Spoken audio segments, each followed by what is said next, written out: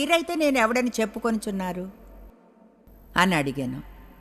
అందుకు సీమోను పేతురు అన్నాడు, నీవు సజీవుడగు దేవుని కుమారుడైన క్రీస్తువని చెప్పాను. యోబు చెప్పింది నాకు ఇష్టం. నా విమోచకుడు సజీవుడని తెలుసు. అంత్యదినాన ఆయనతో పాటు లేపబడతాను.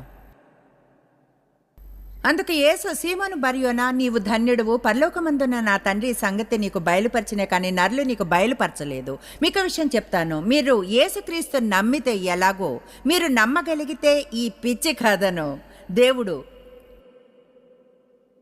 తన సొంత కుమారుని రూపంలో వచ్చాడని, దేవుడు ఒక్కడేనని, అయితే వారిలో 3 వ్యక్తులున్నారని ఆ దేవుని మనసులో, వారిలో ఒకరు మరొకరి వ్యక్తి ద్వారా మరొకరి నిర్దేశన వలన శిలువ మీదకెక్కాడని, అందరి పాపాలను తీసుకుని చంపేశాడని,